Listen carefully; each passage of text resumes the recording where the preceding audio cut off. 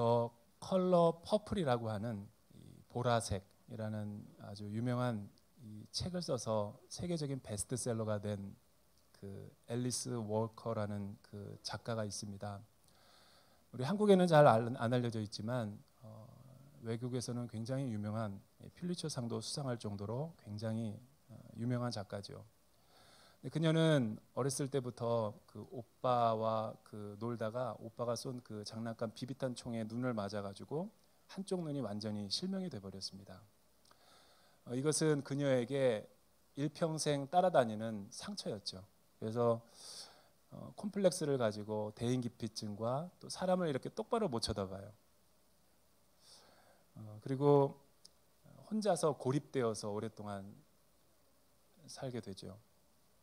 하지만 그녀를 사랑하는 남자에게 프로포즈를 받은 뒤 그녀는 아름다운 교제 끝에 결혼에 성공하게 되고 그녀가 또 딸을 낳았는데 어느 날 딸이랑 3살짜리 딸이랑 같이 놀아주다가 사람의 시선을 똑바로 못 쳐다보는 그 엄마의 눈빛을 유심히 3살 딸아이가 보더니 이렇게 말하는 거예요. 엄마 눈이 이상해.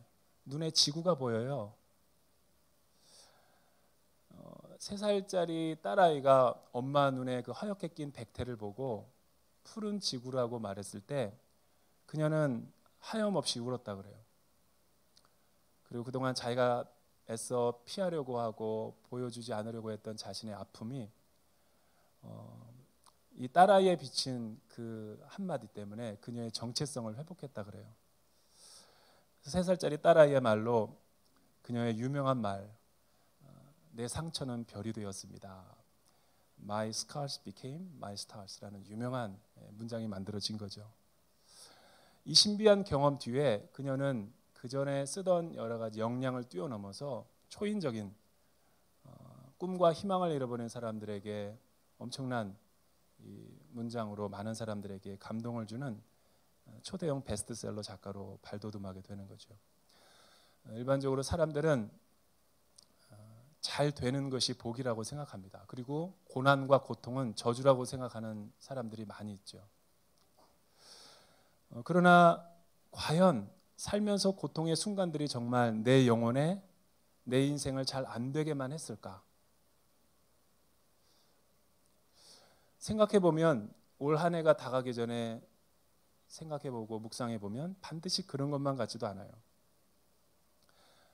이런 의미에서 고난은 위장된 축복이고 또 축복의 또 다른 이름이 고난이 아닌가라는 한번 생각을 해보게 됩니다. 날씨가 좋지 않은 날 비행기를 타고 올라가 보면 지상에는 많은 먹구름이 끼어 있고 비가 내리지만 푸른 이렇게 비행기가 쭉 하늘로 올라가면 언젠가 또 햇빛이 또 비치게 되는 것을 보게 되죠. 하늘에는 태양이 언제나 찬란하게 비치고 있다는 것, 그게 우리에게 소망이 될 수 있고 희망이 될 수 있는 거죠. 사랑하는 여러분, 한 해를 마지막을 우리가 주님 앞에 나와 경건한 마음으로 예배를 드리면서 유독 잘 되는 것만이 내가 축복이었는가, 축복이 아니었는가라고 생각은 안 했는지 한번 되돌아보는 이 예배 시간이 되기를 원합니다. 그래서 우리는 남들보다 조금 잘 되면 교만해지고 잘 안 되면 여러 가지 굴욕감을 느끼고 수치심을 느낄 때가 참 많이 있죠. 그래서 일평생 한국 사회에서는 이 남들과 비교하고 열등감에 빠지고 일희일비하는 패배주의적인 인생으로 살아갈 때가 참 많은 것 같아요. 특히 한국에는 과도할 정도로 이 경쟁사회 문화다 보니까 이런 일들이 연말연시 되면 더 많은 것 같아요. 그러나 성경에서는 사람들이 잘 되는 일만이 축복이 아니라 또 잘 안 되는 것만이 축복이 아닌 것이 아니라 잘 되는 축복이 있고 잘 안 되는 축복도 있다라고 성경이 우리에게 이야기를 하래요. 성경에서는 그래서 성공이라는 단어보다는 형통이라는 단어를 더 즐겨 사용하고 있습니다. 그러면 성경에서 말하는 형통의 삶이란 무엇일까? 무조건 내 계획으로 잘 되는 것이 형통이 아니죠. 그리고 잘 안 돼도 하나님의 특별한 뜻이 있다라고 그 섭리와 주권을 믿는 것이 우리는 형통이라고 이야기를 합니다. 자, 일이 잘 될 때나 잘 안 될 때나 하나님이 나와 함께 하시는 것, 그게 형통이라고 우리는 말하죠. 마치 희망과 절망의 변주곡을 연주하는 오케스트라처럼 성경에서는 히브리어로 마잘레 아흐라는 단어가 이 형통이라는 단어입니다. 이 형통이라는 단어는 잘 되는 축복과 잘 안 되는 축복을 이중적으로 내포하고 있는 아주 성경에서만 나오는 독특한 단어죠. 저는 이 단어를 잘 설명해 주는 것이 전도서 7장 13절에서 14절이라고 봐요. 하나님께서 하시는 일을 보라. 하나님께서 굽게 하신 것을 누가 능히 피겠느냐. 하나님께서 곧게 하신 것을 누가 능히 굽게 하겠느냐. 하나님께서 잘 되게 하실 때도 있고 잘 안 되게 하실 때도 있는데, 이는 이 두 가지 일로 하나님께서 병행하게 하셔서 하나님을 경외하게 하려 함이 위함이다 라는 말을 우리에게 해주고 있는 것입니다.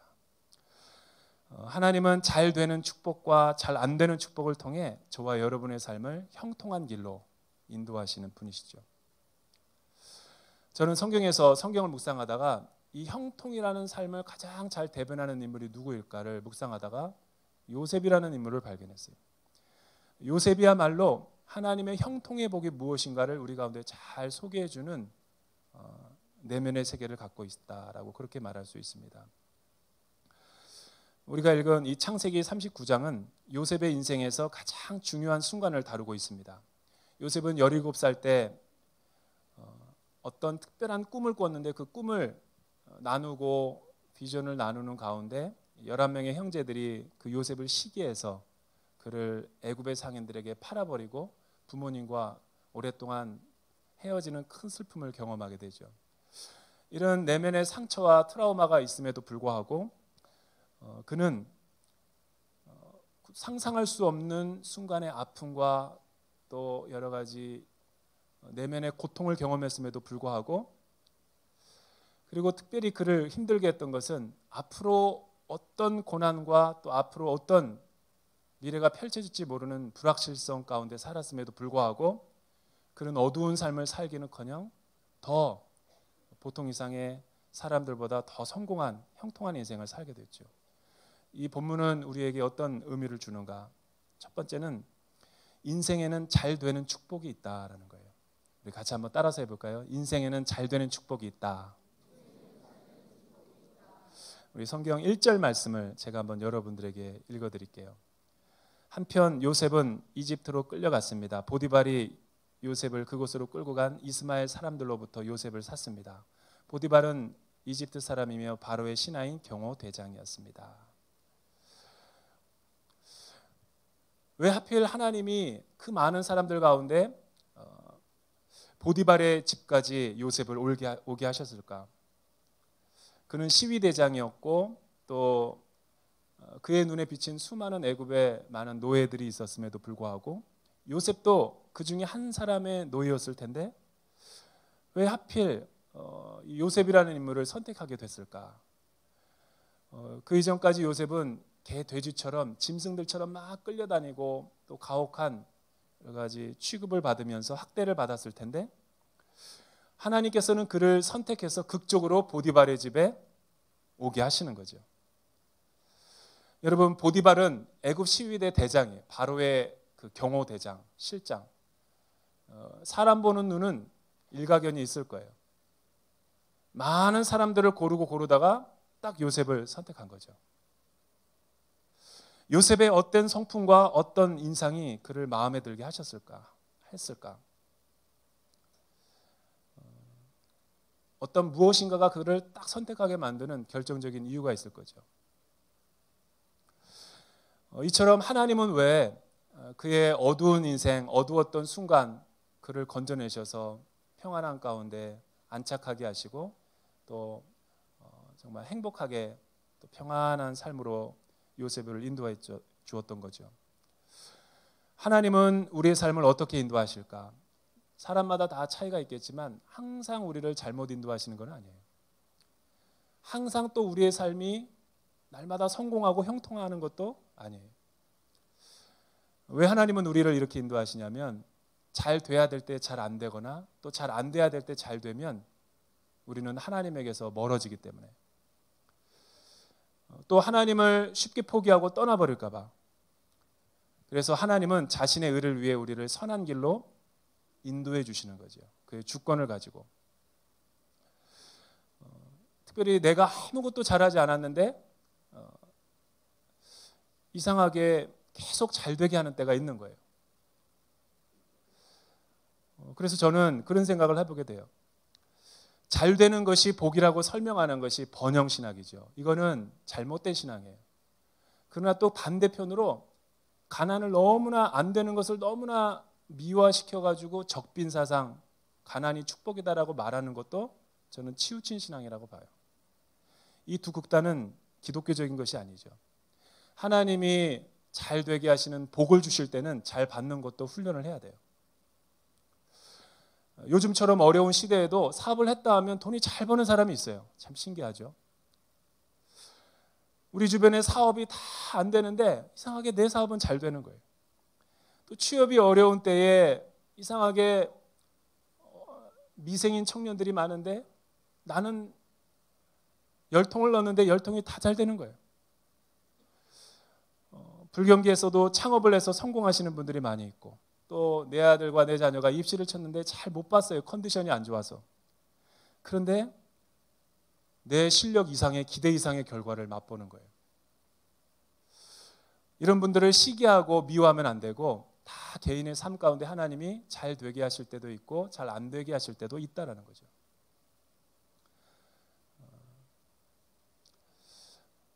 두 번째는 2절과 3절에 보니까 인생에는 잘 안 되는 축복도 있다라는 거예요. 2절과 3절 우리 같이 한번 읽어볼까요? 2절과 3절 같이 한번 읽어보죠. 자막을 통해서 시작.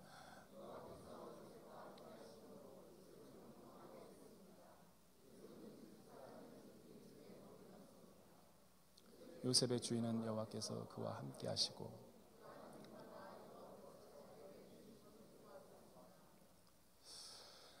요셉이 보디발의 집에 들어옴으로 인해서 진짜 복을 받은 것은 요셉 당사자보다도 그 요셉과 함께 있는 보디발 주인의 집이었어요. 가축들도 복을 받고 그의 인생도 풀어지고 또 여러 가지 논밭의 모든 것도 추수를 해도 곡식이 대풍을 경험하는 거예요. 그래서 보디발의 집에는 들에 있는 것이나 밭에 있는 것이나 가축들이나 하는 일마다 범사에 하나님이 함께 하셔서 형통의 복이 있었더라. 그렇게 성경은 우리에게 이야기하죠. 그런데 이런 기쁨도 잠시 요셉의 삶에는 큰 상상하지 못했던 위기의 순간을 경험하게 되죠.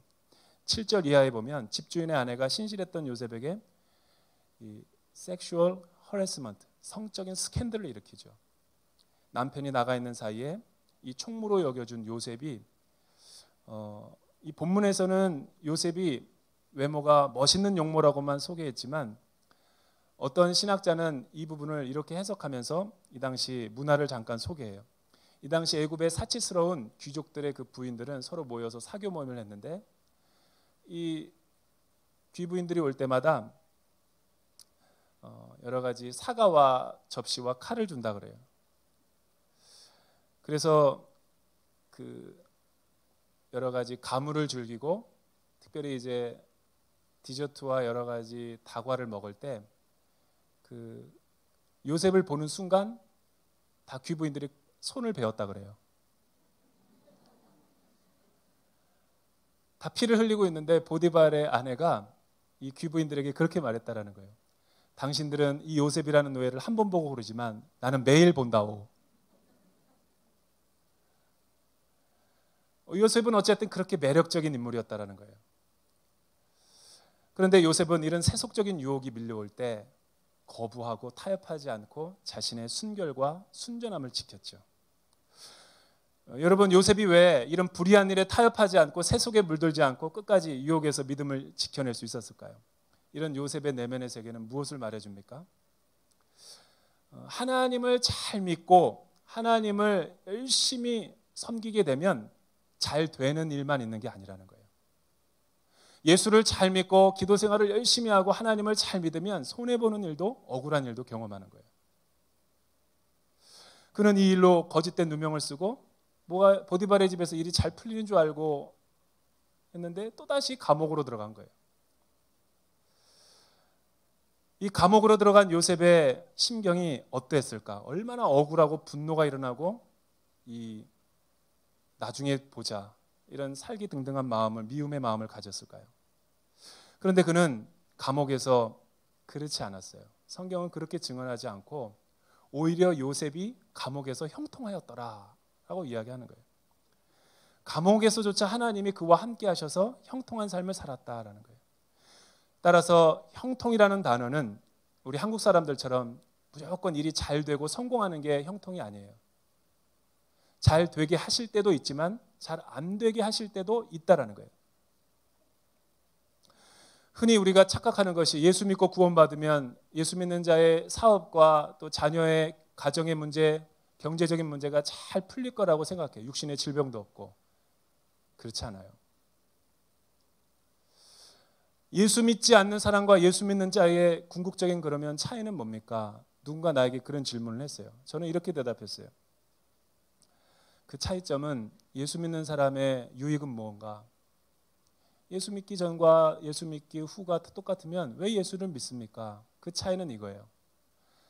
잘 될 때도 하나님이 우리와 함께 하시지만 잘 안 될 때도 성도들과 함께 하신다는 거예요.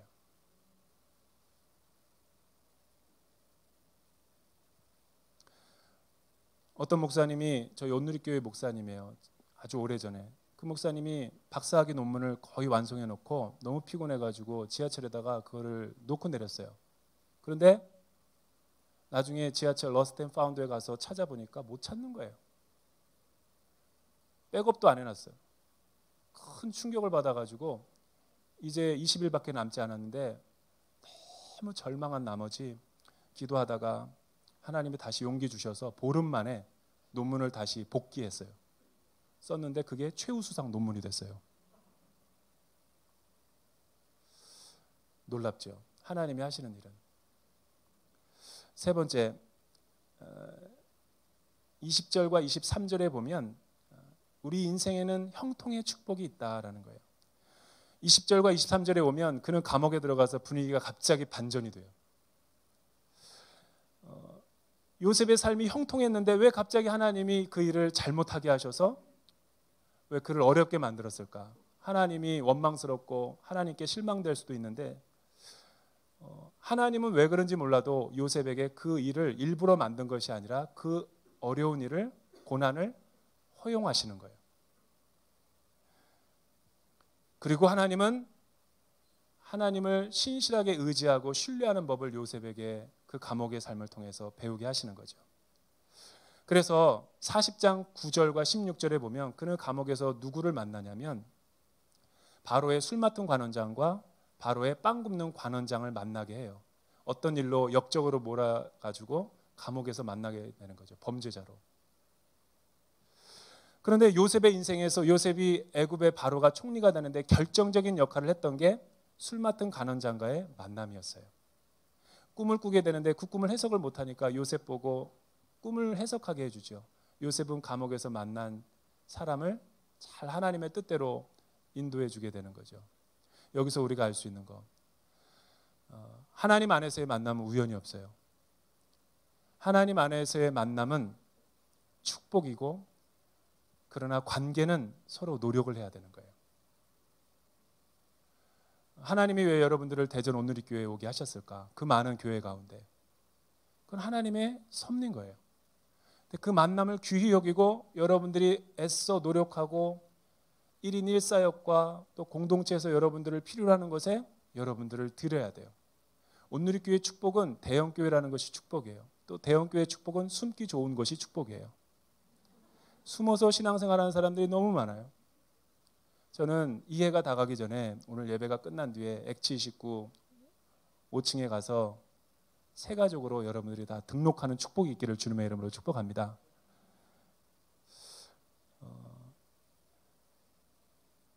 여러분, 술 맡은 관원장을 만났기 때문에 그의 꿈을 풀어줘서 그가 다시 복권을 하죠.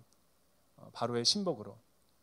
그리고 바로가 꿈을 꿨는데 꿈을 해석하지 못하자 그 관원은 누가 생각나냐면 감옥에서 만났던 요셉이 생각났던 거예요.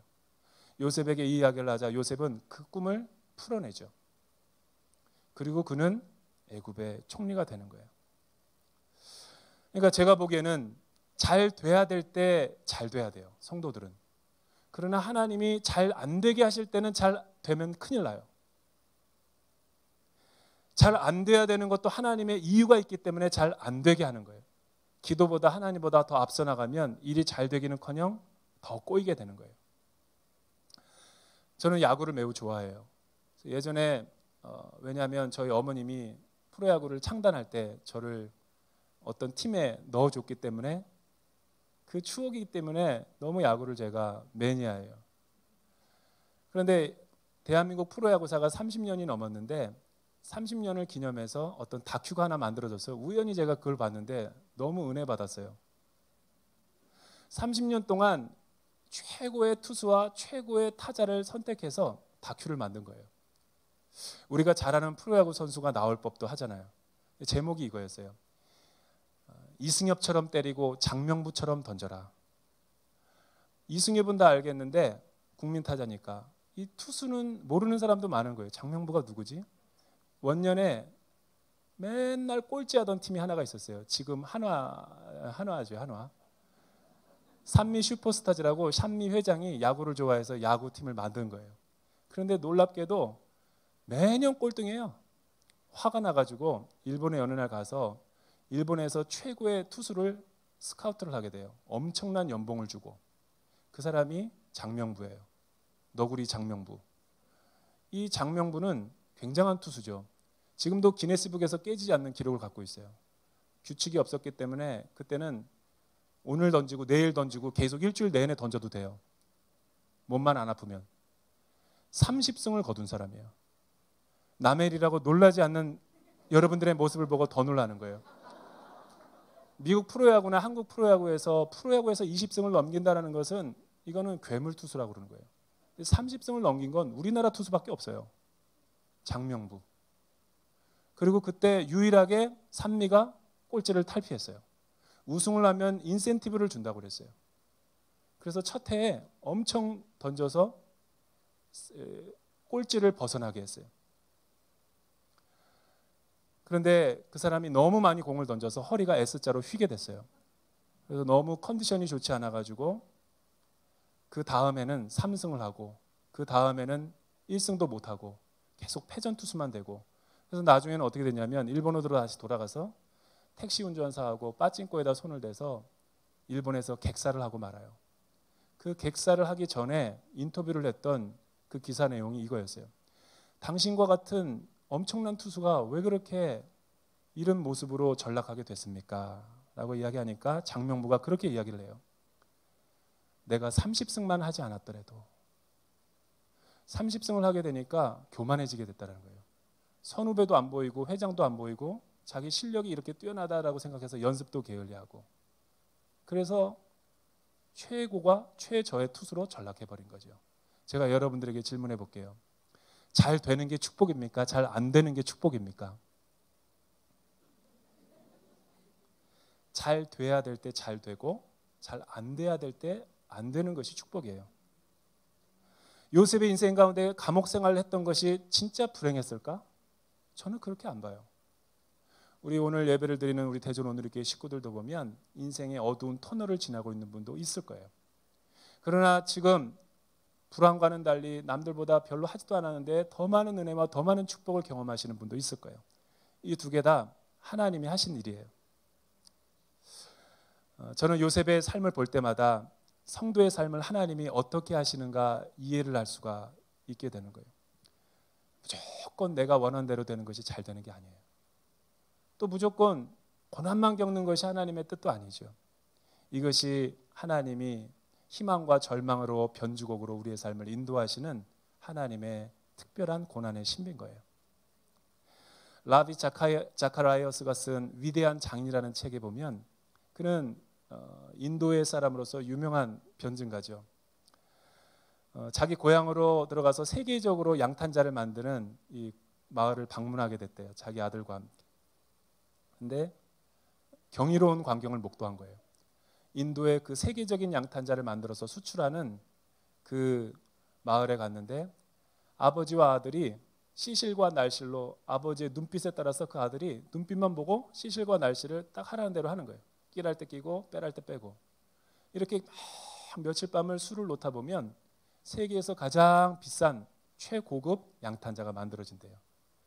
그 아버지의 눈빛과 그 아버지의 사인에 따라서 잘 하게 되면 그 무늬가 수놓아지게 되는 거죠. 하나님이 저와 여러분의 삶을 이렇게 인도한다는 거예요. 고난과 또 잘 되게 하시는 성공을 시실과 날술처럼 이렇게 잘 배틀북처럼 짜게 해서 하나님 앞에 순종하고 하나님 앞에 인내하게 함으로써 시간이 지나면 세계 최고의 작품이 되는 거죠. 따라서 우리 하나님은 위대한 장인인 거예요. 저는 오늘 말씀을 마무리하면서 찬양 하나가 생각이 났어요. 지금까지 지내온 것 주의 크신 은혜라. 한이 없는 주의 사랑 어찌 이루 말하랴. 자나깨나 주의 손이 항상 살펴주시고 모든 일을 주 안에서 형통하게 하시네.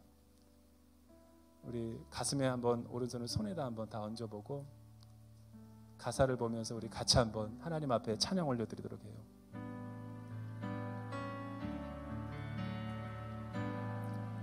지금까지 지내온 주의 크신 은혜라. 한이 없는 주의 사랑 어찌 이루 말하랴. 자나깨나 주의 손이 항상 살펴주시고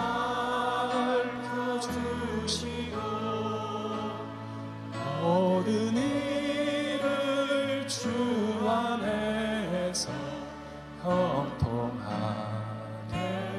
하시니 몸도 맘도 연약하나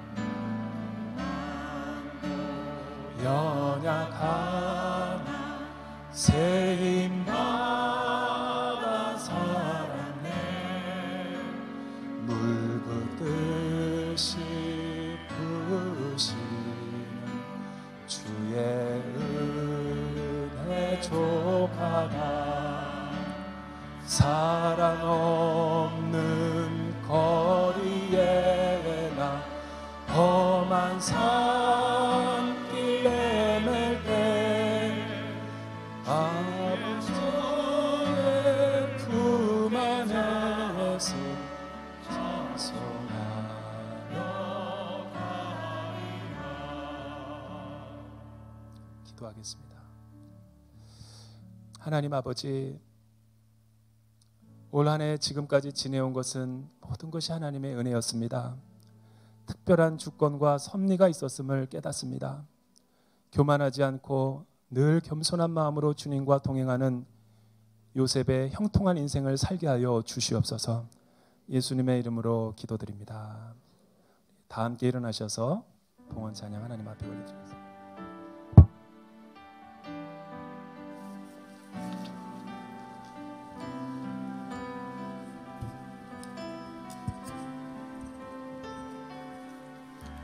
주 나의 모습 보네 상한 나의 맘 보시네. 주 나의 눈물 안에 홀로